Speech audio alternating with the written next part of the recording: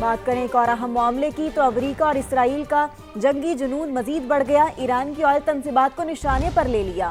Tehran میں دھماکوں کی گونج، آئل ریفائنری آگ کی لپیٹ میں آ گئی، 4 شہری شہید ہو گئے، تیل بہنے سے سڑکوں پر میں بھی آگ بھڑک اٹھی۔ کوہاگ، شاہران اور کاران میں آئل ڈپو کے علاوہ ایمبولینس پر بھی بمباری کی گئی۔ اصفہان میں 8 افراد شہید ہو گئے۔ امریکہ اور اسرائیل نے ایران میں واٹر فلٹر پلانٹ کو بھی نشانہ بنا ڈالا، جس سے 30 کے قریب دیہات کو پانی جاتا تھا۔ اسرائیلی فوج نے بیروت ہوٹل پر حملے میں ایرانی قدس فورس کی قیادت کو نشانہ بنانے کا دعویٰ کیا ہے، جبکہ اصفہان میں ہوائی اڈے پر حملے میں F-14 فائٹر طیارے تباہ کرنے کا بھی دعویٰ کیا گیا۔ اسرائیلی فوج کے مطابق ایران کے بیلسٹک اور دفاعی نظام کو نشانہ بنایا جا رہا ہے۔ امریکی وزیر دفاع پیٹ ہیگسیت نے ایران کو خبردار کیا ہے کہ تم امریکیوں کو مارو گے تو ہم تمہیں مار دیں گے۔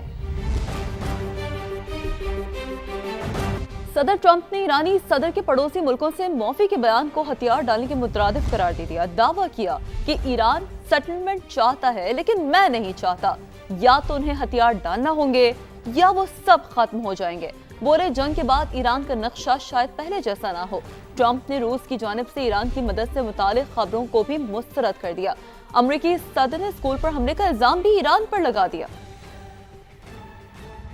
Wiped out their Navy, 44 ships. We've wiped out their Air Force, every plane.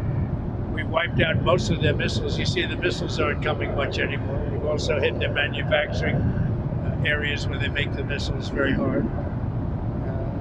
Their drone capacity is way down, including about every form of leadership you can have, we've wiped out. In my opinion, and based on what I've seen, that was done by Iran. Whether Russia is supporting Iran somehow in this. Do you? I have had no indication of that whatsoever. If they are, they're not doing a very good job. We want to pick a president that's not going to be leading their country into a war.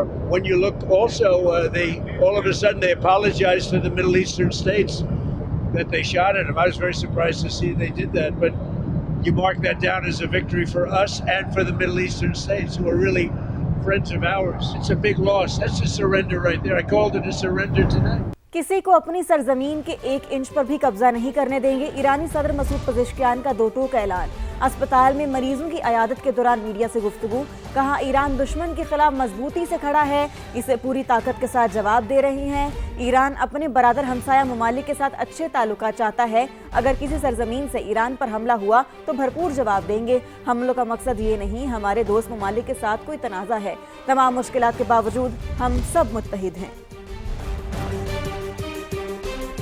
چین نے ایران پر حملے فوری روکنے کا مطالبہ کرتے ہوئے حملوں کی مخالفت کر دی۔ وزیر خارجہ وانگ یی نے کہا یہ جنگ ہونی ہی نہیں چاہیے تھی، طاقت کا استعمال مسئلے کا حل نہیں، حکومت کی تبدیلی کے منصوبے کو مقبولیت نہیں ملی۔ چین کے وزیر خارجہ نے ایران اور خلیجی ملکوں کی سلامتی اور خود مختاری کے احترام پر زور دیتے ہوئے کہا کہ جنگ کو پھیلنے سے روکا جائے، بڑے ممالک تعمیری کردار ادا کریں۔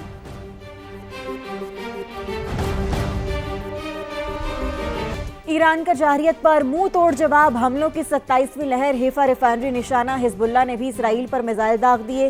مشرق وسطی میں امریکی اہداف بھی تہران کے مسلسل نشانے پر، متحدہ عرب امارات میں الزفرہ ایئر بیس پر ڈرون حملہ، البرشا کے قریب ڈرون مار گرایا، ملبے کی زد میں آ کر 1 پاکستانی شہری جاں بحق، سعودی عرب کا 15 ڈرونز اور 1 بیلسٹک میزائل تباہ کرنے کا دعویٰ، عراق میں اربیل ایئر بیس اور بحرین میں ہوٹل پر ڈرون سے ٹارگٹ، کویت میں عرفجان بیس میں امریکی ہیڈ کوارٹرز نشانہ، 2 کویتی فوجیوں کی ہلاکتوں کی تصدیق، ادھر بحرین پر بھی نیا حملہ، سائرن بج اٹھے۔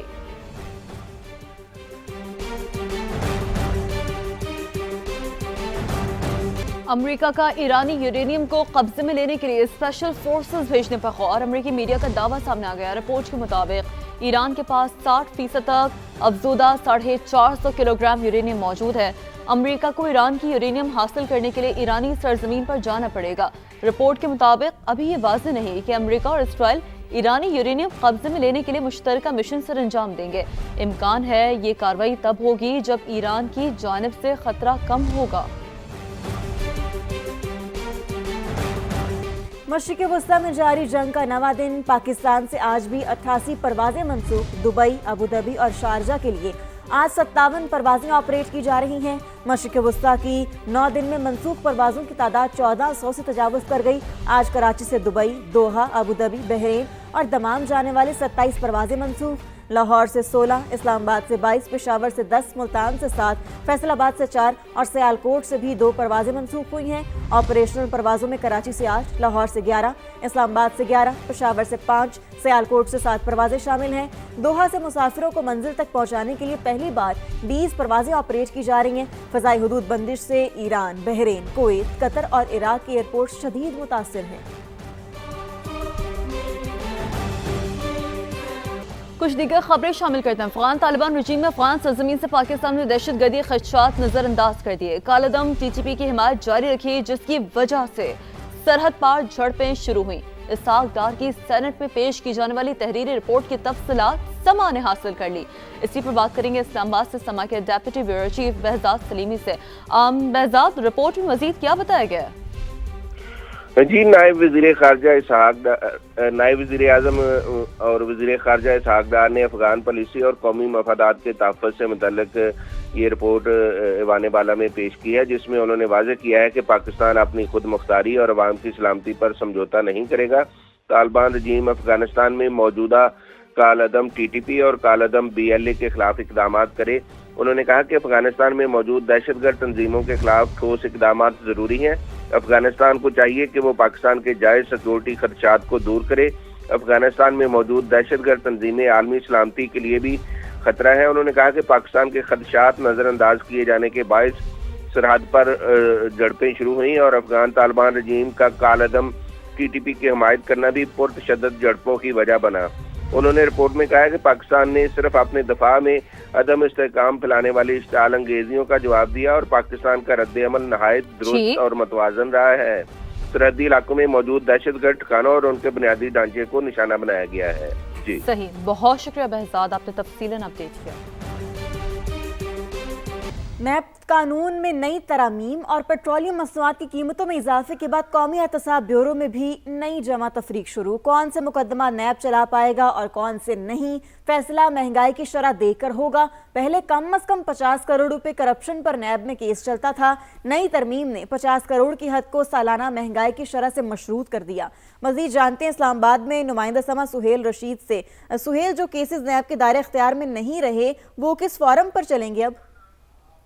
जी, नैब कानून में नई तरमीम के बाद नैब के अंदर एक नई जमा तफरीक शुरू हो गई है कि अब कौन सा केस चलेगा, कौन सा नहीं चल पाएगा। क्योंकि इस तरमीम में एक चीज़ जो बड़ी दिलचस्प सामने आई थी कि महंगाई के सालाना तनासुब को देखते हुए जो 50 करोड़ कम से कम रकम की हद मुकर्रर की गई थी कि इतनी करप्शन होना ज़रूरी है नैब कार्रवाई के लिए, उसको अब मल्टीप्लाई किया जाएगा सालाना महंगाई के तनासुब से। और वो जो अब तक उसके अदाद शुमार हमारे सामने आए हैं, जो नैब में कुछ राय के मुताबिक जमा तफरीक हुई है, उसके मुताबिक आज की तारीख में 83 करोड़ रुपए की हद तक के मुकदमात भी नैब का दायरा इख्तियार से बाहर हो गए हैं। और आम हालात में जो एक्सपेक्ट किया जा रहा था कि इस साल जून तक 87 करोड़ रुपए के मुकदमात भी नैब के दायरा इख्तियार से बाहर चले जाएंगे। लेकिन इस दौरान एक और नई और ज़्यादा दिलचस्प बात ये हुई कि अब पेट्रोलियम मसनूआत की कीमतों में जो इजाफा हुआ है उससे महंगाई और ज़्यादा दुगनी रफ्तार से बढ़ने का इम्कान है। लिहाजा ये भी तवक्को अब की जा रही है नैब के अंदर के मुमकिन है जून तक 1 अरब रुपए की हद तक के मुकदमात भी नैब के दायरे इख्तियार से बाहर हो जाएं। और यूँ ये इक्वेशन मुसलसल अप्लाई करते रहना होगा नैब अफसरान को कि देखने के लिए कि जो कल हमारे दायरे इख्तियार में कोई मुकदमा था वो आज बाकी भी है या नहीं, उसको अदालत में लेकर जाना है या नहीं। और फिर मुलजमान के लिए भी एक रास्ता निकल आया है कि वो इस बुनियाद पर अपने मुकदमात को चैलेंज भी कर सकेंगे। क्योंकि वाज़ेह तौर पर लिखा गया है तरमीम में कि 2022 के बाद अब तक की सालाना तनासुब को देखा जाएगा और वो तमाम अदाद शुमार नैब ने इकट्ठे कर लिए हैं। अब जो 1 अरब रुपए की हद तक के मुकदमात भी मुतासर होने का कभी इम्कान पैदा हो चुका है। आगे बढ़ते हैं, आपको बताते हैं पेट्रोलियम मसनूआत की कीमतें बढ़ने के असरात मार्केट पर पड़ रहे हैं। दुकानदारों ने सब्जियों फलों के रेट बढ़ा दिए हैं। आम मार्केटों में सरकारी रेट्स पर अमल दरामद भी नहीं हो पा रहा। मुख्तलिफ शहरों में हमारे नुमाइंदे मौजूद हैं। इस्लामाबाद से साथ हासिल है ज़हीर अली का, कराची से हमारे साथ देंगे खुर्शीद आलम, और लाहौर में क्या सूरत हाल है सामने सही से जानने की कोशिश करेंगे। सबसे पहले शहर इक़्तिदार का रुख करते हैं। ज़हीर, आप बताइएगा, कुछ हद तक लोगों को उम्मीद होती है कि सस्ते बाजार कुछ रिलीफ देंगे, तो आप क्या सूरत हाल देख रहे हैं वहाँ पर? देखिए, मैं इस वक्त मौजूद हूँ जो इस्लामाबाद का G6 का सस्ता बाज़ार है और इसमें जो हफ्तावार बाज़ार होता है इसमें रमज़ान में इसको मान किया जाता है और इसमें चूँकि किराए नहीं होते और कोशिश होती है कि आवाम को ज़्यादा से ज़्यादा रिलीफ فراہم کیا جائے. لیکن پیٹرولیم مصنوعات کی جو قیمتیں بڑھی ہیں اس کے سے اگر کمپیئر کیا جائے گزشتہ 2 دن سے, تو یہاں پہ کچھ چیزوں کے ریٹ کافی بڑے ہیں, جس میں جو سیب تھا اس کا جو اول سیب ہے اس کا ریٹ جو ہے 330 340 سے بڑھ کے 390 اور 400 روپے فی کلو ہو گیا ہے, جبکہ عام مارکیٹ کے میں جو کمپیئر کریں تو اس کا ریٹ 50 روپے اور زیادہ ہے. اس طرح اگر کیلے کی بات کی جائے, جو کیلا اول ہے وہ یہاں 200 180 یا 190 مختلف ریٹ چل رہے تھے, اس وقت 225 ہے, اس میں بھی کسی حد تک فرق آیا ہے. اور باقی اگر جو عام مارکیٹ سے اس کو کمپیئر کریں تو عام مارکیٹ میں 300 350 350 روپے فی درجن کیلا فروخت ہو رہا ہے. اور دیگر سبزیوں کی بھی اگر بات کی جائے جس میں آلو پیاز ہے, تو پیٹرولیم مصنوعات کی قیمتیں جو بڑھی ہیں اس کے اثرات اس وقت سستے بازار میں بھی ہیں, جبکہ عام مارکیٹ کو اگر کمپیئر کیا جائے تو عام اثرات سستے بازاروں میں بھی دیکھنے کو مل رہے ہیں. ہمارے ساتھی رہے گا ظہیر, سامیہ کی طرف چلتے ہیں جو کہ لاہور میں موجود ہیں. سامیہ, آپ مجھے بتائیں کہ بازاروں کی کیا سچویشن ہے, کیا جو سرکاری ریٹس ہیں ان پر عمل درآمد کرایا جا رہا ہے؟ شفق, جہاں تک بات کی آپ نے سرکاری ریٹ کی, تو عام مارکیٹس میں اگر ہم دیکھتے ہیں جو علاقوں کی رہائشی علاقوں کے قریب جو مارکیٹس ہوتی ہیں وہاں پر تو اس وقت مہنگائی جو ہے وہ سر اٹھا چکی ہے, وہاں پر اس طرح سے ریٹ لسٹ پر عمل درآمد نہیں کیا جا رہا. لیکن اگر ہم بات کریں سہولت بازاروں کی اسپیسیفکلی جو کہ شہر کے مختلف علاقوں میں قائم کیے گئے ہیں, وہاں کے حوالے سے اگر آپ کو بات بتائیں تو ریٹ لسٹ اس وقت بھی میرے ہاتھ میں موجود ہے, تو اس میں کوئی خاص رد و بدل نہیں کیا گیا. یہی دیکھا جا رہا ہے کہ جو گزشتہ 2 دن سے جو ریٹ لسٹ تھی وہی اس کو ہی ایک دفعہ پھر سے ریوائز کیا گیا ہے, اور کسی بھی سبزی یا پھل کی قیمت میں اس طرح سے اضافہ نہیں کیا گیا. لیکن وہیں پر جو رہائشی علاقے ہیں وہاں پر جو ہے جیسے کہ یہاں پر آلو جو ہے تقریباً 18 سے 20 روپے کلو میں فروخت ہو رہا ہے, جبکہ عام مارکیٹ میں یہ آلو جو ہے 26 سے 30 روپے تک بھی چلا جاتا ہے. اور سبز مسالہ جات کی بات کرتے ہیں, کیونکہ پیاز بہت زیادہ استعمال ہوتا ہے, تو یہاں پر 52 روپے میں فروخت کیا جا رہا ہے, ٹماٹر 65 روپے میں فروخت کیا جا رہا ہے, اور ساتھ ہی ساتھ اگر دیکھیں لہسن تو 300 روپے سے, جبکہ لہسن کی دیسی لہسن جو ہے وہ 530 میں بھی فروخت کیا جا رہا ہے. تو یہاں پر پیرا فورس بھی ہم یہاں پر دیکھ رہے ہیں جو یہاں پر ہر وقت جو ہے یہاں پر چیک اینڈ بیلنس رکھ رہے ہیں کہ لیکن عمل درآمد پھر بھی بہرحال سرکاری ریٹ لسٹ پر نہ ہونے کے مترادف ہے. ساتھ ہی موجود رہیے گا خورشید, آپ بتائیے کیا یہاں پر کیا صورتحال ہے؟ شہر قائد میں سرکاری ریٹ لسٹ پر عمل درآمد ہو رہا ہے, یہاں بھی یہی صورتحال ہے؟